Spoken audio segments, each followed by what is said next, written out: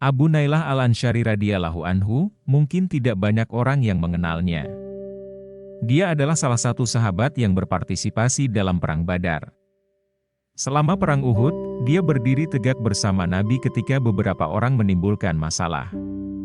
Dan dia juga berpartisipasi dalam kampanye untuk melenyapkan kejahatan Yahudi Ka'ab al-Ashraf.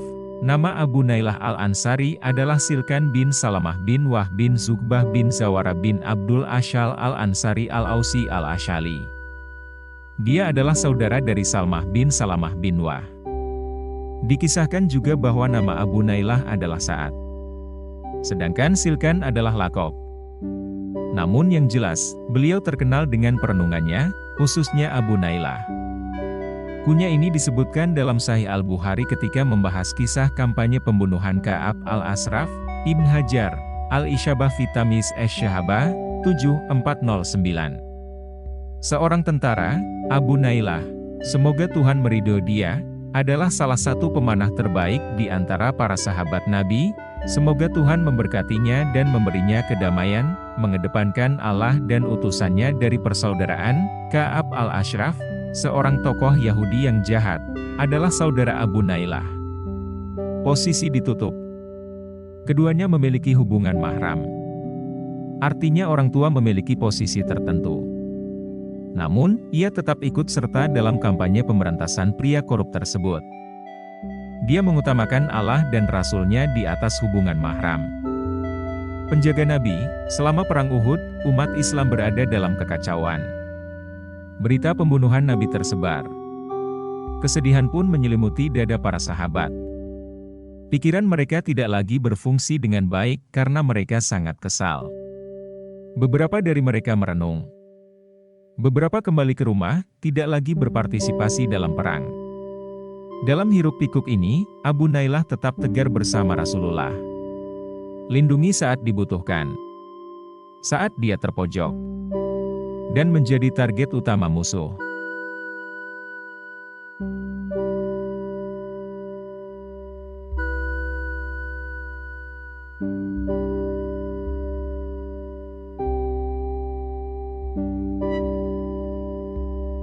Dalam kitab At-Sikak, Ibnu Hibban menyebutkan bahwa Abu Nailah adalah veteran Perang Badar.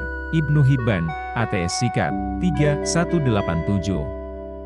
Ia adalah seorang ahli panah di tengah-tengah sahabat Rasulullah Shallallahu Alaihi Wasallam. Ibnu Abdil Bar, Al-Istiab, 41765, karena kepercayaan Rasulullah Shallallahu pada dirinya, ia dilibatkan dalam operasi penumpasan Ka'ab al-Ashraf al-Yahudi. Padahal keduanya adalah saudara sepersusuan. Penghancuran Ka'ab al-Ashraf terjadi pada 24 Rabiul Awal, 25 bulan setelah hijrahnya Nabi ke Madinah. Dia adalah seorang provokator, penghasut kebencian dan perang. Dia menyerang Rasulullah Shallallahu Alaihi Wasallam dengan syairnya, mendorong orang-orang untuk berperang melawan Nabi.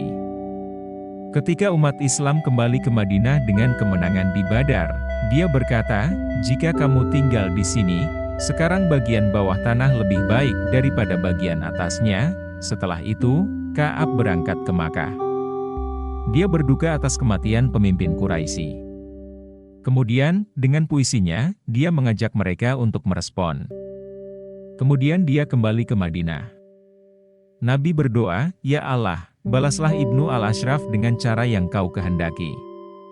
Karena dia telah nyata-nyata menebar keburukan dengan hasutan dan syairnya." Ibnu Sa'ad, At-Tabakat Al-Kubra, Februari 32, Al-Bukhari meriwayatkan sanad Jabir bin Abdullah radhiyallahu anhuma, Rasulullah Shallallahu Alaihi Wasallam bersabda, "Siapa yang mau mengatasi Ka'ab al-Ashraf?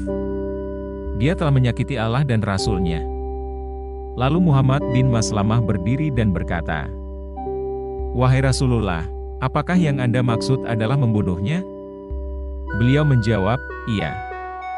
"Kalau begitu, izinkan aku untuk menyampaikan satu hal," sambung Muhammad bin Maslamah. Rasulullah mengatakan, "Silahkan." Kemudian Muhammad bin Maslamah menemui Ka'ab al-Ashraf untuk mengecohnya. Ia berkata, "Laki-laki itu, Nabi Muhammad, meminta kami upeti dan dia sangat memberatkan kami. Kedatanganku ini dalam rangka memohon padamu. Ka'ab menjawab, rupanya kau telah bosan dengannya.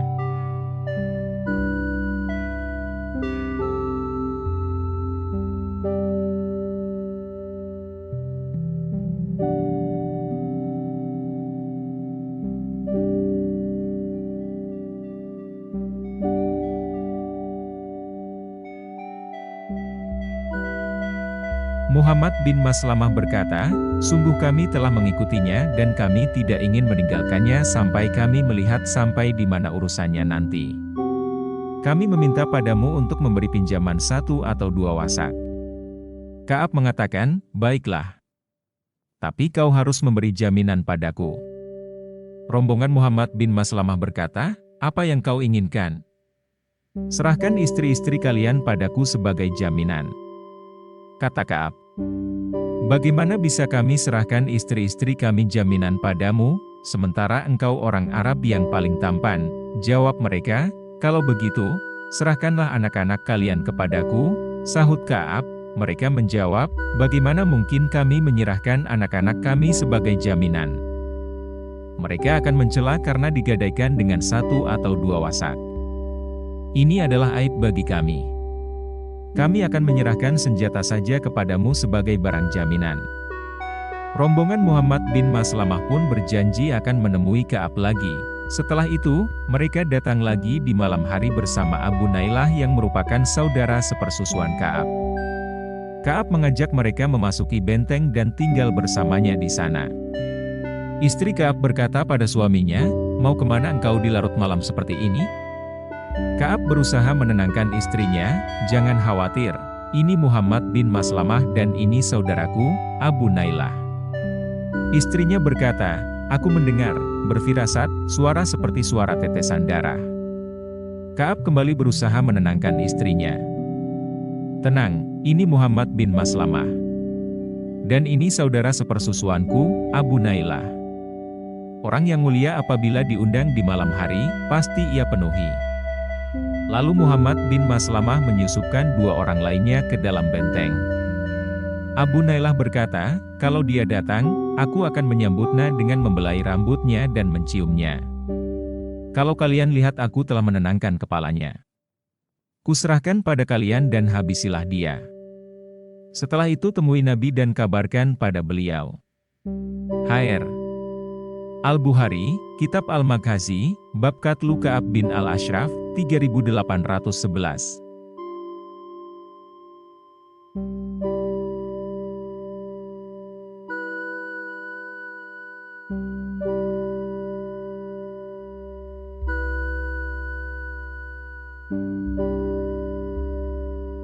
Ketika sahabatnya Sa'ad bin Mu'adz dimakamkan, Abu Nailah mengendongnya ke liang lahat. Tentang ayahnya Abdurrahman bin Jabir, ayahnya berkata, ketika kami sampai di liang lahat, 4 orang turun untuk pergi bersamanya. Yakni, Al-Harits bin Aus bin Mu'adz, Usaid bin Al-Hudhair, Abu Nailah Silkan bin Salamah dan Salmah bin Salamah bin Waqsi. Selama prosesi, Rasulullah Shallallahu Alaihi Wasallam berdiri di kaki Sa'ad. Ketika Sa'ad memasuki makamnya, wajah Rasulullah berubah, kesedihan. Dia berdoa 3 kali. Kaum muslim juga membaca tasbih 3 kali. Bahkan pemakaman Baqi terguncang oleh bacaan tasbih. Maka Nabi mengucapkan takbir 3 kali. Para sahabat pun mengikuti takbir sebanyak 3 kali. Baqi bergetar lagi dengan raungan takbir. Kemudian Rasulullah ditanya, wahai Rasulullah, kami telah melihat perubahan wajahmu. Anda membaca tasbih 3 kali. Dia berkata, kubur sahabat kalian ini menghimpitnya. Ia memiliki sifat menghimpit, seandainya ada orang yang selamat dari himpitan kubur, tentu Sa'ad termasuk orangnya. Kemudian Allah melapangkan untuknya. Ibnu Sa'ad, At-Tabakat Al-Kubra, 3423, Masya Allah demikian ngerinya alam kubur. Ia menghimpit siapa saja. Bahkan orang sehebat dan seagung Sa'ad bin Mu'adz pun hendak dihimpitnya.